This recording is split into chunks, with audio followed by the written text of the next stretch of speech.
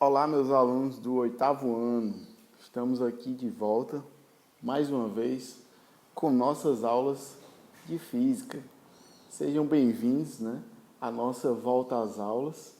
E é um prazer estar mais uma vez aqui com vocês, ministrando essa aula totalmente diferente, uma aula online, que vocês estão aí acompanhando no nosso canal do YouTube. Espero que possamos estar aprendendo muitas coisas legais. Hoje nós vamos aprender aí um tema muito legal, conhecido como astronomia. Inclusive, vou começar aí com uma piada. Vocês sabem por que não tem gatos nas estrelas? Pois é, porque astronomia.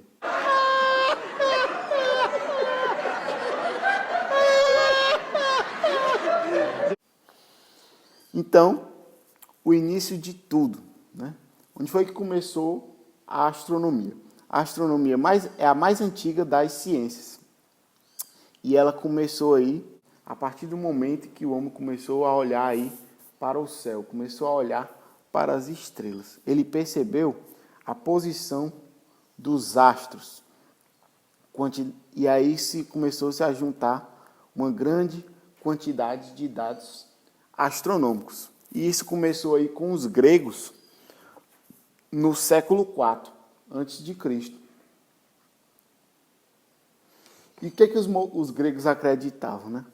Eles acreditavam que a Terra ficava aí no centro do universo. Essa teoria é chamada até hoje de geocentrismo, Geoterra, centrismo no centro, Eles acreditavam que o Sol girava em torno da Terra e que os planetas e os astros estavam aqui também, girando em torno da Terra. Aqui mais um exemplo, de uma representação visual, de uma pintura, de como eles viam a Terra aqui no centro do universo.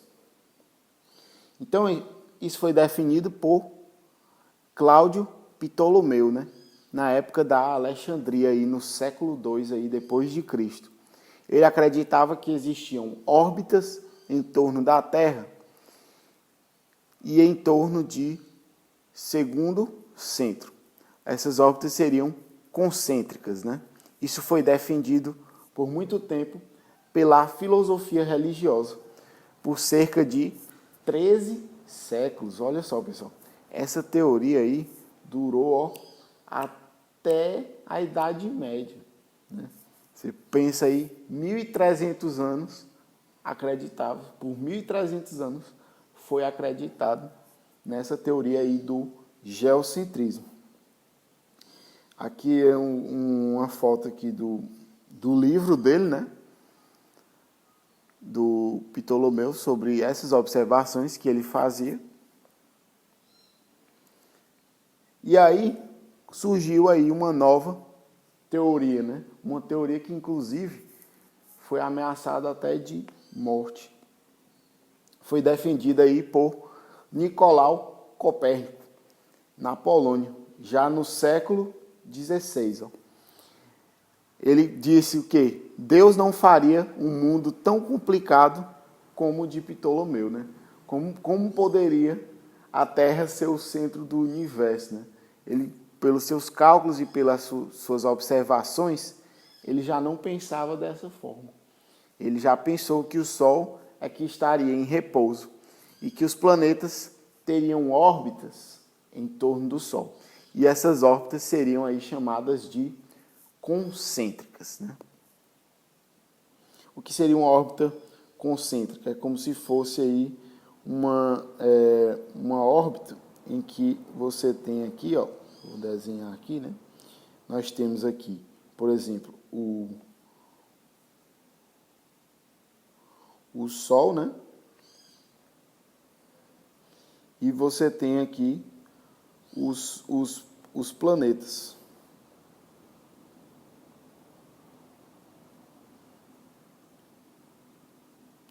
E esses planetas, eles girariam em torno do Sol, mas essas órbitas teriam o mesmo centro. e o centro seria o próprio Sol, né? Se eu pudesse aí dizer dessa forma, né? Tá parecendo aí mais um ovo frito aí, mas vou continuar aqui.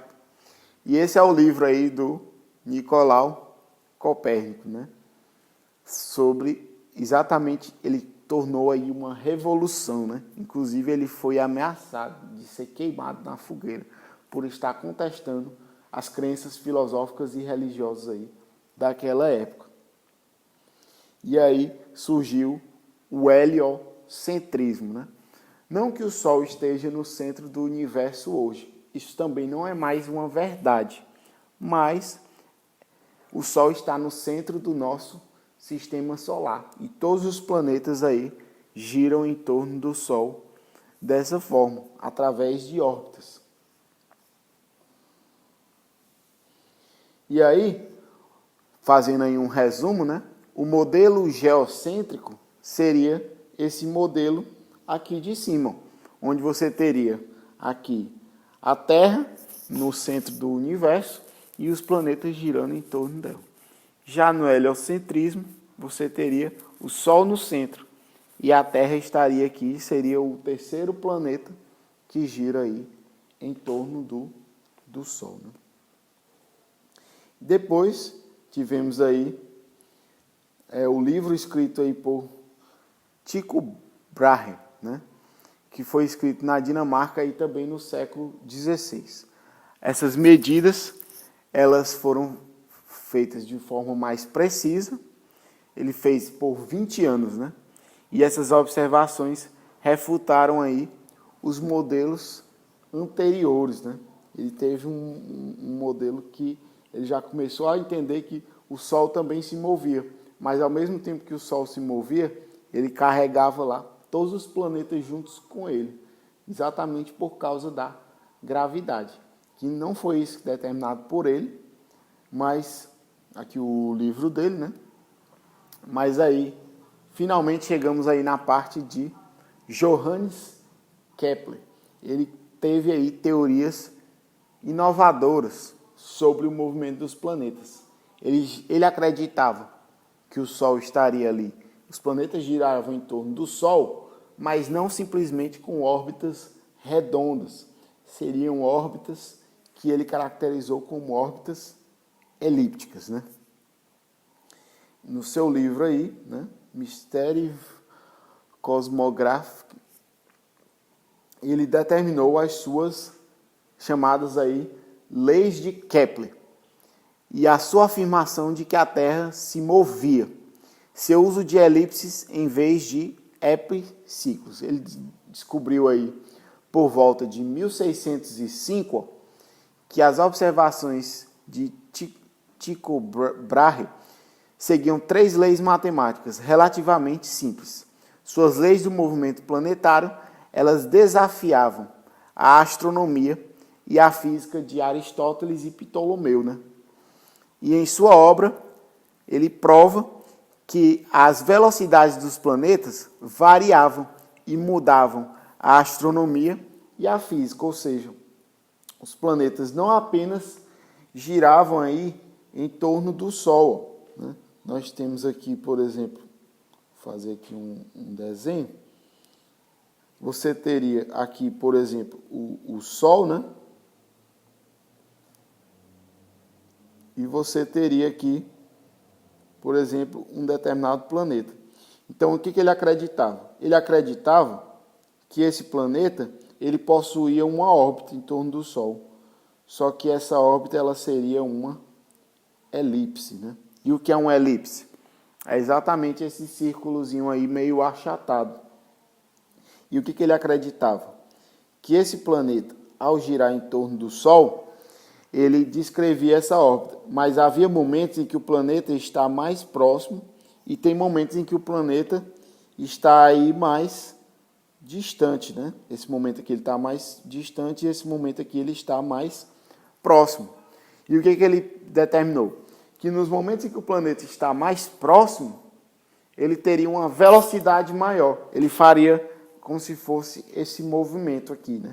um movimento que ele aceleraria próximo do Sol e reduziria a velocidade quando ele estivesse mais longe aí do Sol, né? Então isso aí foi um dos estudos feitos por Kepler nesse aspecto. Então é aí que nós adentramos aí na primeira lei de Kepler, que ela determina que qualquer planeta gira em torno do Sol, mas ele descreve o quê? Uma órbita elíptica, na qual o Sol ocupa aí um dos focos, né? Os focos que seriam esses pontos aqui, ó, né? Esse aqui seria um foco e aqui seria outro. E o Sol ocupa exatamente aí um deles. E essa é a primeira lei de Kepler. A partir dessas medidas aí feitas aí por Tycho Brahe. E a segunda lei de Kepler, ele acreditava que a reta que varre um planeta ao Sol, ou seja, essa linha aqui, né, ela varre em áreas iguais e tempos iguais. O que ele determinou com isso? Ele determinou que mesmo que nesse momento ele se mova mais rápido e nesse aqui ele se mova mais devagar, essas áreas aqui elas vão ser iguais e elas vão ter períodos iguais. Isso vale, por exemplo, quando a gente pensa nas estações do ano, né? Nós temos aí 4 estações do ano que geralmente elas duram 3 meses cada uma. Aqui no caso no Brasil, nós temos praticamente 2, o verão e o inverno, né? Se vocês pararem para pensar, tem um período que chove muito, que a gente chama muitos podem chamar de inverno, mas esse período que chove muito é, na verdade, o verão. Por quê? Porque como o planeta está mais próximo do Sol, ele fica mais quente. Consequentemente, evapora-se mais a água dos rios e aí chove mais, né? E os períodos que é o inverno é onde o planeta está mais longe do Sol, que no caso é o período aqui que venta mais e é mais frio, né?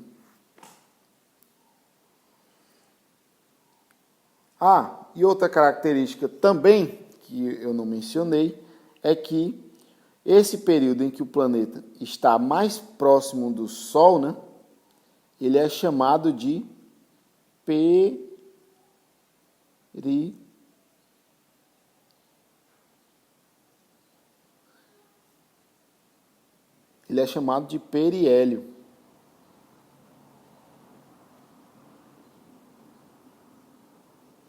Né? E o período em que o planeta está mais longe do Sol, eu chamo de afélio. Né? Então, período mais próximo, periélio, e período mais longe aí de afélio. E na terceira lei de Kepler, ele determina que os quadrados dos períodos de revolução são proporcionais aos cubos dos raios de suas órbitas. O que isso quer dizer? Quer dizer que se eu fosse calcular a órbita de um planeta, por exemplo, a Terra ela demora 365 dias para dar a volta em torno do Sol. Mas Mercúrio, por exemplo, demora só 3 meses. Por quê? Porque a órbita de Mercúrio, né, se a gente voltar para aquela imagem lá das órbitas, vocês percebem que a órbita de Mercúrio aqui, ó, ela é bem menor do que a órbita da Terra. Consequentemente, Mercúrio tem um tempo de volta em torno do Sol menor, ou seja, os anos de Mercúrio eles são menores. E já Júpiter e Saturno, por exemplo, que estão bem mais longe do Sol do que a Terra, Júpiter demora mais ou menos aí 29 a 30 anos para dar uma volta em torno do Sol, né? Então imagine, por exemplo, se eu tenho 30 anos aqui na Terra, um habitante de Júpiter teria apenas 1 ano de idade. Por quê? Porque 30 anos que eu passei aqui, um habitante de Júpiter só passaria aí 1 ano lá na perspectiva dele, né? Então, pessoal, por hoje é só, né? Na nossa próxima aula, nós iremos aí continuar. Agradeço a todos vocês pela presença no vídeo. Podem estar comentando, tirando suas dúvidas, né? Enviando comentários aí. E lembrando que eu vou estar postando uma atividade no sistema Educaribox, relacionada a esse assunto. e espero que vocês consigam aí responder a nossa tarefa. Espero que vocês tenham gostado da aula. Não esqueça de deixar o like e comentar aí o vídeo aí se você gostou. Muito obrigado e tenham um bom dia.